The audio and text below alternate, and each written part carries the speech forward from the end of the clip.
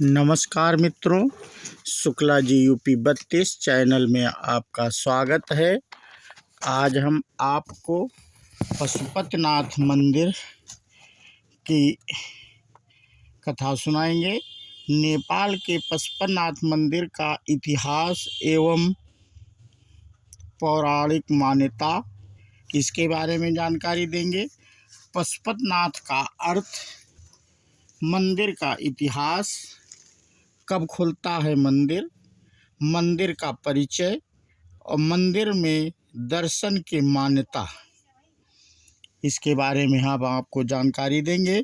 और फिर लास्ट में पशुपतिनाथ मंदिर के रोचक तथ्य एवं विशेषताएं भी बताएंगे लास्ट में, जो इनकी विशेषताएं हैं।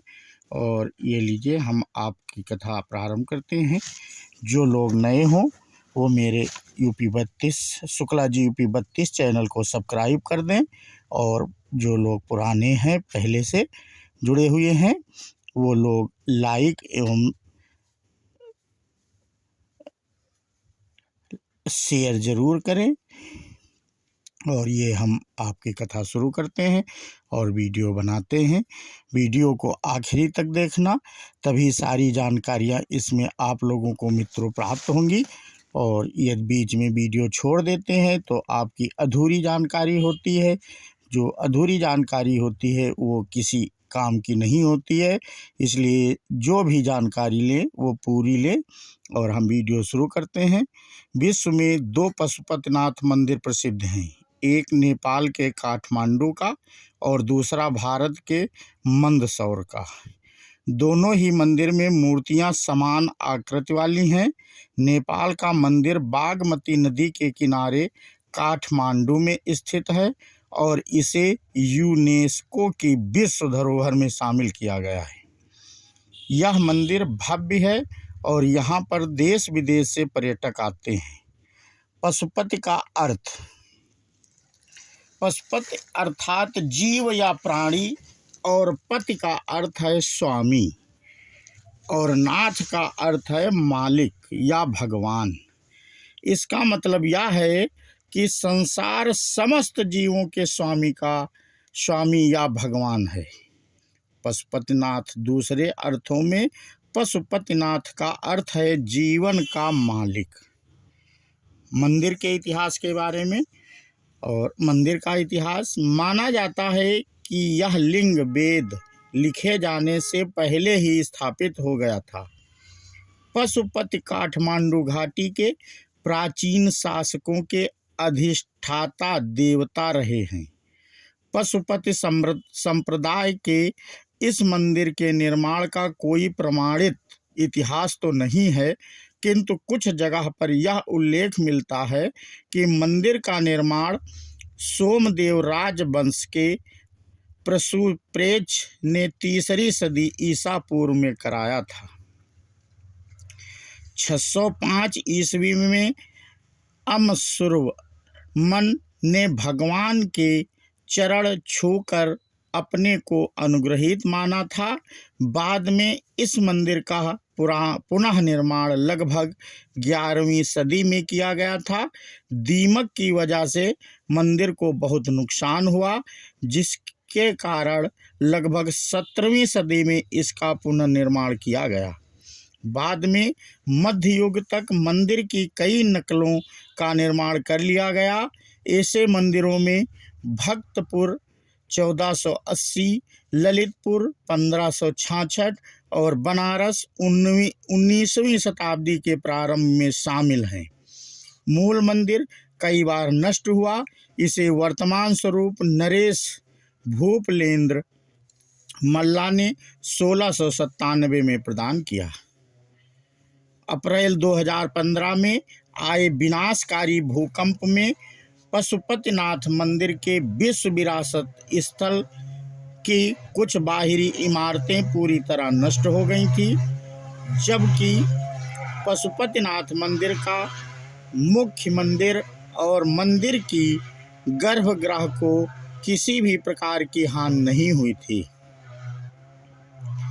मंदिर के पुजारी पशुपतिनाथ मंदिर में भगवान की सेवा, करने के लिए 1747 से ही नेपाल के राजाओं ने भारतीय ब्राह्मणों को आमंत्रित किया था। बाद में माला राजवंश के एक राजा ने दक्षिण भारतीय ब्राह्मण को मंदिर का प्रधान पुरोहित नियुक्त कर दिया। दक्षिण भारतीय भट्ट ब्राह्मण ही इस मंदिर के प्रधान पुजारी नियुक्त होते रहे थे। वर्तमान में प्रचंड सरकार के काल में भारतीय ब्राह्मणों का एकाधिकार खत्म कर नेपाली लोगों को पूजा का प्रभाव सौंप दिया गया। कब खुलता है मंदिर? ये मंदिर प्रत्येक दिन प्रातः 4 बजे से रात्रि 9 बजे तक खुला रहता है। केवल दोपहर के समय और सायंकाल 5 बजे मंदिर के पट बंद कर दिए जाते हैं। मंदिर में जाने का सबसे उत्तम समय सुबह जल्दी और देर शाम को होता है।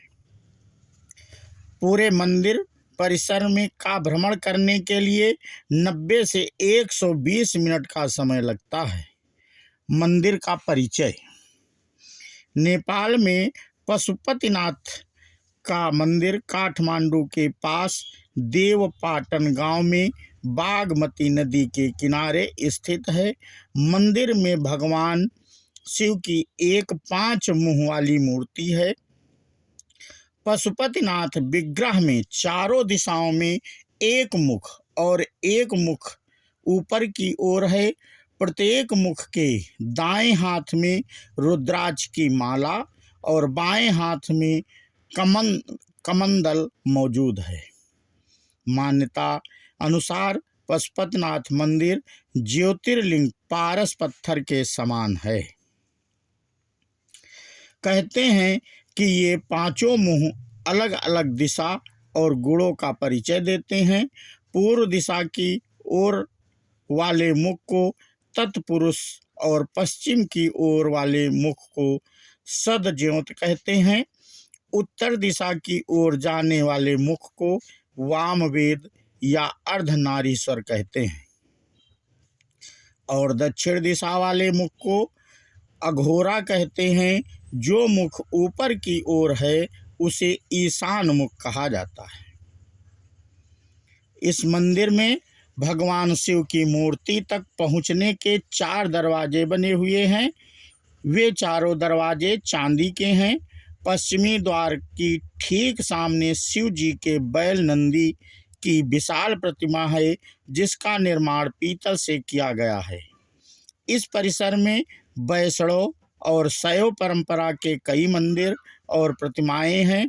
पशुपतिनाथ मंदिर को शिव के 12 ज्योतिर्लिंगों में से एक केदारनाथ मंदिर का आधा भाग माना जाता है।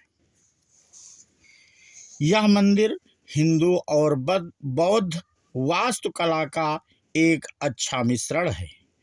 मुख्य पगोड़ा शैली का मंदिर सुरक्षित आंगन में स्थित है, जिसका संरक्षण नेपाल पुलिस द्वारा किया जाता है। यह मंदिर लगभग 264 हेक्टेयर क्षेत्र में फैला हुआ है, जिसमें 518 मंदिर और स्मारक सम्मिलित हैं। मंदिर की द्विस्तरीय छत का निर्माण तांबे से किया गया है, जिन पर सोने की परत चढ़ाई गई है। मंदिर वर्गाकार के एक चबूतरे पर बना है, जिसकी आधारशिला से शिखर तक की ऊंचाई 32 mm से 7 mm है। मंदिर का शिखर सोने का है, जिसे गजुर कहते हैं। परिसर के भीतर 2 गर्भगृह हैं, एक भीतर और दूसरी बाहर। भीतरी गर्भगृह वह स्थान है जहां शिव की प्रतिमा को स्थापित किया गया है, जबकि बाहरी गर्भगृह एक खुला गलियारा है। भीतरी आंगन में मौजूद मंदिर और प्रतिमाओं में वास्तविक नाथ मंदिर, उन्मत्ता भैरव मंदिर, सूर्य नारायण मंदिर, कीर्तिमुख भैरव मंदिर, बूदा नीलकंठ मंदिर, हनुमान मूर्ति और 184 शिवलिंग मूर्तियां प्रमुख रूम से मौजूद हैं। जबकि बाहरी परिसर में राम मंदिर, विराट स्वरूप मंदिर और 12 ज्योतिर्लिंग और 15 शिवालय ग्रहोश्वरी मंदिर के दर्शन किए जाते हैं। पशुपतिनाथ मंदिर के बाहर आर्यघाट स्थित है। पौराणिक काल से ही केवल इसी घाट के पानी को मंदिर के भीतर ले जाए जाने का प्रावधान है।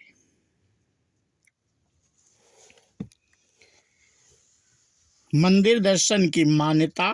पशुपतिनाथ मंदिर के संबंध में यह मान्यता है कि जो भी व्यक्ति इस स्थान के दर्शन करता है उसे किसी भी जन्म में फिर कभी पशु योनि प्राप्त नहीं होती है। हालांकि शर्त यह है कि पहले शिवलिंग के पहले नदी के दर्शन ना करें। यदि वे ऐसा करते हैं तो फिर अगले जन्म में उसे पशु बनना पड़ता है। मंदिर की महिमा के बारे में आसपास के लोगों से आप काफ़ी कहानियाँ भी सुन सकते हैं।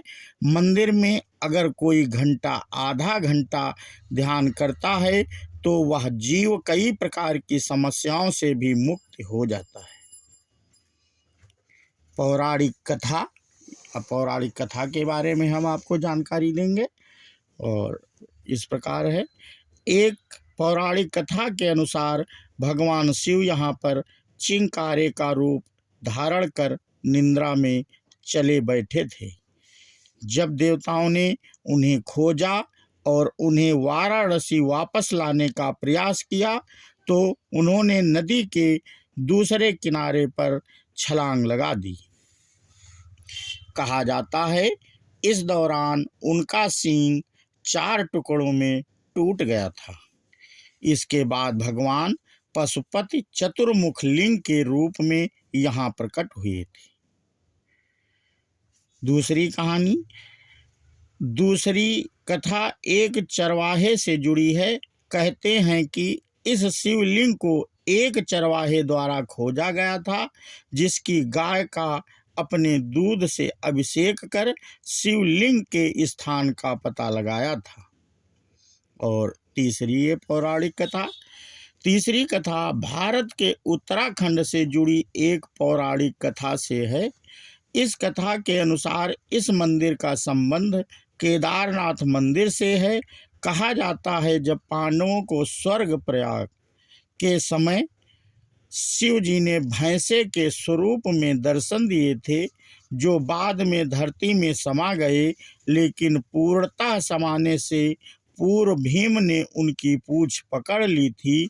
जिस स्थान पर भीम ने इस कार्य को किया था उसे वर्तमान में केदारनाथ धाम के नाम से जाना जाता है।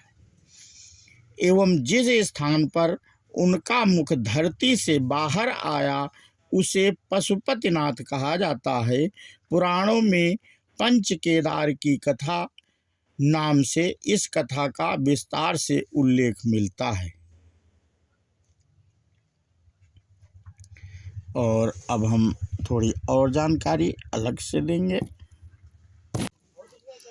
दोस्तों मित्रों, अब हम आपको बताएंगे आखिर पशुपतिनाथ मंदिर के महादेव की पूजा के बाद क्यों नहीं किए जाते हैं नंदी के दर्शन। मंदिर से जुड़े कुछ रहस्य जानकर रह जाएंगे दंग। पशुपतिनाथ मंदिर में चारों दिशाओं में एक मुख है और एक मुख ऊपर की दिशा में भी है। हर मुख के दाएं हाथ में रुद्राक्ष की माला है और बाएं हाथ में कमंडल मौजूद है। मंदिर में स्थापित शिवलिंगों के 5 मुखों के गुण अलग अलग हैं। भारत समेत दुनिया के अलग अलग हिस्सों में भगवान शिव के हजारों मंदिर और तीर्थ स्थल मौजूद हैं। भगवान शिव के सभी मंदिर और तीर्थ स्थल अपना अपना अलग अलग महत्व है, जो अपने चमत्कार और धार्मिकता के कारण दुनिया भर में प्रसिद्ध हैं। दुनिया भर में भगवान शिव को समर्पित कई मंदिर हैं और इन्हीं में से एक नेपाल का श्री पशुपतिनाथ मंदिर नेपाल भगवान शिव 12 ज्योतिर्लिंगों में से एक माना जाता है। इस मंदिर में कहा जाता है यहाँ आज भी भगवान शिव विराजमान है।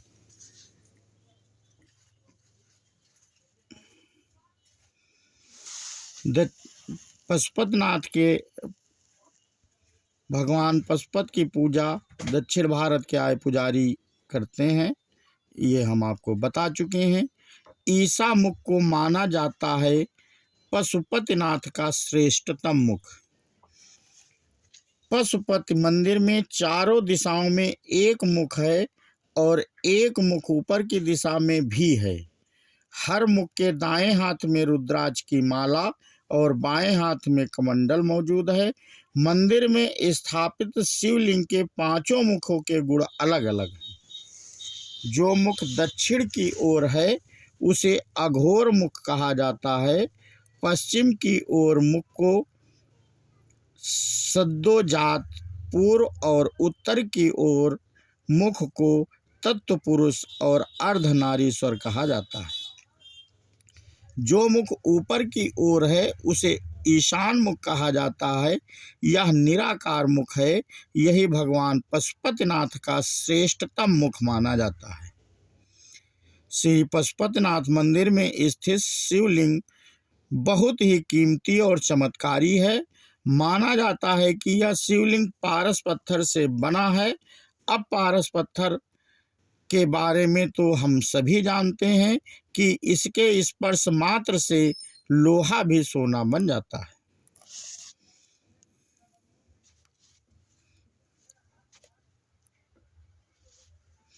केदारनाथ में स्थित है भगवान शिव का देह।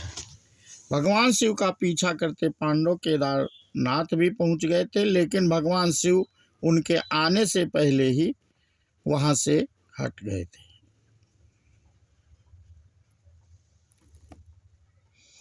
पशुपतिनाथ मंदिर में मौजूद है भगवान शिव का भैंस रूपी सिर। पशुपतिनाथ मंदिर को लेकर मान्यता है कि अगर अपने पशुपतिनाथ के दर्शन किए तो इसका पूरा पुण्य पाने के लिए आपको केदार धाम भी जाना होगा, जहां आपको महादेव के दर्शन करने होंगे। आपको बता दें कि पशुपतिनाथ मंदिर में भैंस के सिर और केदारनाथ में भैंस की पीठ के रूप में शिवलिंग की पूजा होती है। पशुपति मंदिर को लेकर मान्यता है कि अगर कोई व्यक्ति यहाँ पशुपतिनाथ मंदिर की मान्यता है कि अगर कोई व्यक्ति यहाँ पर दर्शन के लिए आता है तो उसे किसी जन्म में पशु की योनि नहीं मिलती है। पशुपतिनाथ मंदिर आने वाले भक्तों को नहीं करने चाहिए नंदी के दर्शन। इस मंदिर को लेकर एक दूसरी मान्यता ये भी है कि अगर आपने पशुपति के दर्शन किए तो आप नंदी के दर्शन ना करें, नहीं तो आपको दूसरे जन्म में पशु का जन्म मिलेगा। इस मंदिर के बाहर एक घाट बना हुआ है जिसे आर्य घाट के नाम से जाना जाता है। इस घाट के बारे में कहा जाता है कि मंदिर के अंदर सिर्फ इसी घाट का पानी जाता है, इसके अलावा कहीं और का पानी मंदिर में ले जाना वर्जित है। और अब हम आपको पशुपतिनाथ मंदिर की यात्रा कैसे करें उसके बारे में जानकारी देंगे। मंदिर में जाने का सबसे उत्तम समय सुबह जल्दी और देर शाम होता है। पूरे मंदिर परिसर का भ्रमण करने में 90 से 120 मिनट का समय लगता है। मंदिर का परिचय। नेपाल में पशुपतिनाथ मंदिर काठमांडू के पास देवपाटन गांव में बागमती नदी के किनारे स्थित है। और इसमें खर्च कितना आएगा? हर जगह रात में होटल में रुकने की सुविधा मिलेगी। जाने के लिए कार या कैब की सुविधा मिलेगी। साथ ही घूमते समय आपको गाइड भी मिलेगा। इस यात्रा के लिए आपको लगभग 27,000 रुपये प्रति व्यक्ति खर्चा करने की ज़रूरत है। यह स्थान विशेषकर रूप से बुजुर्गों के लिए ज़्यादा मायने रखता है, खास तौर से तब वे अपने जीवन की आखिरी सांस गिन रहे होते हैं। वे चाहते हैं कि उनकी मौत पशुपतिनाथ मंदिर में हो तो उनका अंतिम संस्कार नदी के तट पर किया जाएगा। देश का हर हिंदू यहाँ मौत से मिलने की इच्छा रखता है। ऐसा इसलिए क्योंकि इस जगह के बारे में कहा जाता है कि जो लोग मंदिर में मरते हैं उन्हें मानव के रूप में यहाँ पुनर्जन्म दिया जाता है और उनके जीवन के सभी कदाचारों को क्षमा कर दिया जाता है। आश्चर्य की बात तो यह है कि मंदिरों में बैठे ज्योतिषी मामूली शुल्क लेकर आपकी मौत का सटीक समय बताते हैं। अपनी मौत का सही समय जानने के लिए यहाँ लंबी लाइनें लगी रहती हैं। और यहाँ पे पशुपतिनाथ में त्यौहार, पशुपतिनाथ मंदिर में साल भर में कई त्यौहार मनाए जाते हैं और हजारों लोग इन त्योहारों में शामिल होते हैं। सबसे महत्वपूर्ण त्यौहार महाशिवरात्रि, बाला चतुर्थी त्यौहार और तीज त्यौहार है। तीज पशुपतिनाथ मंदिर में सबसे प्रसिद्ध त्योहारों में से एक है। यह हिंदू नेपाली महिलाओं द्वारा लंबे समय तक अपने पति की खुशी के लिए मनाया जाता है। ऐसा माना जाता है कि उस दिन उपवास रखने से पति पत्नी के बीच संबंध मजबूत होते हैं। पशुपतिनाथ मंदिर से जुड़े कुछ रोचक तथ्य। पशुपतिनाथ मंदिर न केवल एक धार्मिक रूप से महत्वपूर्ण है, यह ऐतिहासिक रूप से 400 AD से अस्तित्व में है। पशुपतिनाथ मंदिर की उत्पत्ति से जुड़ी एक प्रसिद्ध किंवदंती है। इस कथा के अनुसार हर दिन एक गाय इस विशिष्ट स्थान पर जाती थी और जमीन पर अपना दूध चढ़ाती थी। गाय के मालिक ने उसे एक दिन देखा और संदेह हो गया, इसलिए उन्होंने उस स्थान को खोदा और भगवान शिव का ज्योतिर्लिंग पाया। धीरे धीरे अधिक लोग पूजा करने के लिए शिवलिंग के आसपास एकत्र हो गए और भगवान पशुपतिनाथ लोकप्रिय हो गए। जब से यह स्थान एक तीर्थ स्थल में बन गया। पशुपतिनाथ मंदिर बागमती नदी के पश्चिमी तट पर स्थित है। इस मंदिर को हिंदू वास्तुकला की उत्कृष्ट कृति माना जाता है।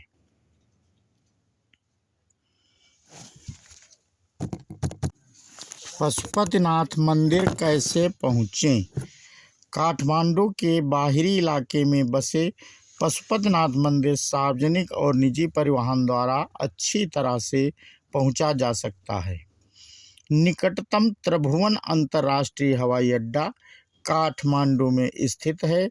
त्रिभुवन अंतर्राष्ट्रीय हवाई अड्डे और बैद्यनाथ स्पूत से टैक्सी द्वारा मंदिर तक पहुंचने में लगभग 10 मिनट लगते हैं। थामेल स्ट्रीट और काठमांडू दरबार स्क्वायर से मंदिर तक पहुंचने में एक टैक्सी द्वारा लगभग 20 मिनट लगेंगे। पशुपतिनाथ मंदिर काठमांडू की घाटी से सिर्फ 5 किलोमीटर दूर स्थित है। यहाँ बहुत सारी बसें पशुपतिनाथ मंदिर गौशाला से आप मंदिर तक आसानी से जा सकते हैं। काठमांडू से आप टैक्सी और टेम्पू ले सकते हैं जो आपको सीधे पशुपतिनाथ मंदिर ले जाएगा।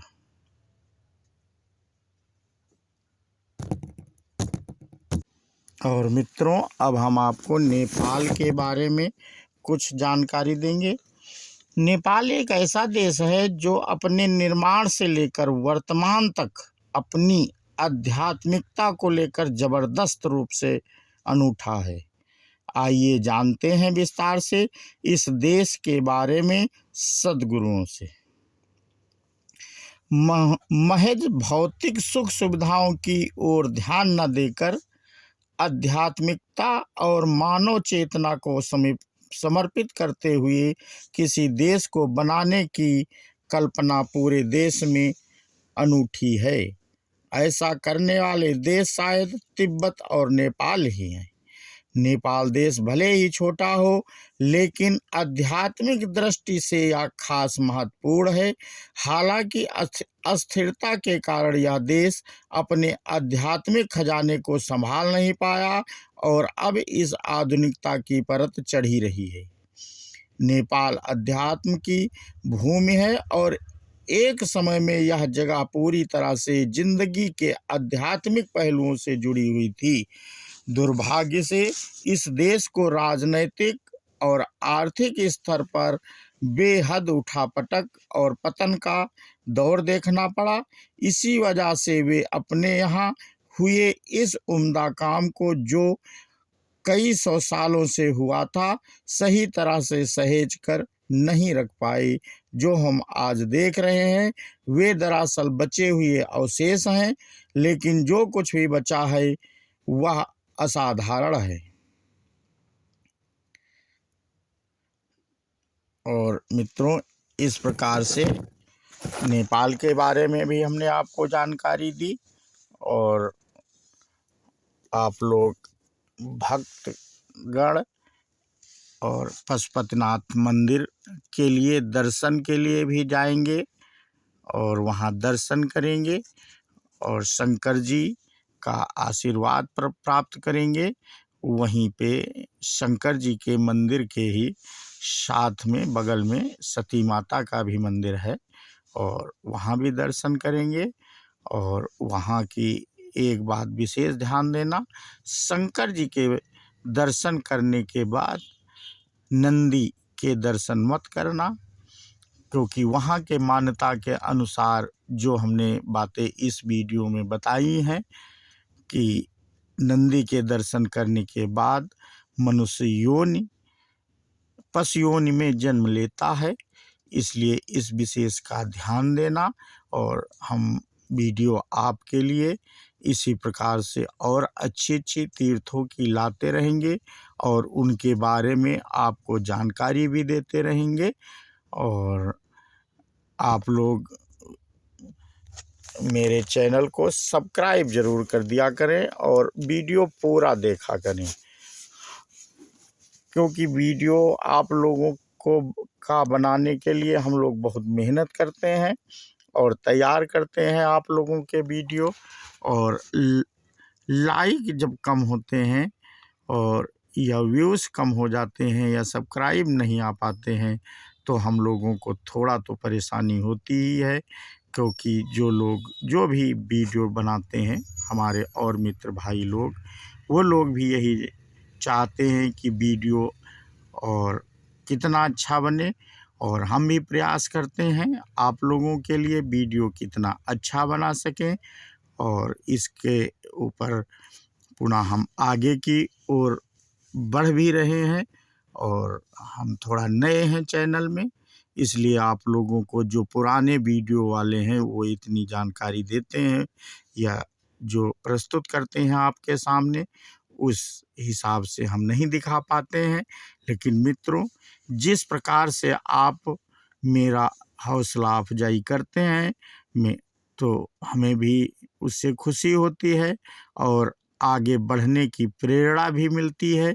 और हम आगे आपके लिए नए नए वीडियो लाते रहेंगे और हम अधिक से अधिक वीडियो धार्मिक ही बनाते हैं। दूसरे वीडियो बहुत कम हमारे चैनल पे आपको मिलेंगे, क्योंकि हम भारतीय संस्कृत जो पुनः आध्यात्मिक है और सनातन धर्म की वीडियो ही आपको मिलेंगी। और इसी से संबंधित हम वीडियो आपके लिए लाने का प्रयास करते रहते हैं, जिससे आपको खुशी हो और आप से वीडियोस के द्वारा रूबरू होते हैं। क्योंकि जिस प्रकार से व्यूज़ जो हमारे आते हैं तो हमें खुशी होती है कि आप लोग हमारे वीडियो को देखते हैं। और मेरा वीडियो हमने देखा, लिस्ट में कई देशों में देखा जाता है, नेपाल में भी देखा जाता है, पाकिस्तान में भी देखा जाता है, बांग्लादेश में और श्रीलंका में भी देखा जाता है। आज तो एक हमने लिस्ट में देखा सऊदी अरब में भी। हमको लगता है कुछ मेरे हिंदू भाई हैं जो मेरे वीडियो को देखते हैं और पसंद करते हैं, और ये जिन जिन देशों में मेरा वीडियो देखा जाता है उन देशों के नाम हमारे पास लिस्ट में आ जाते हैं। और इसी के साथ हम अपना वीडियो समाप्त करते हैं। बोलो श्री शिव शंकर भगवान की जय हो।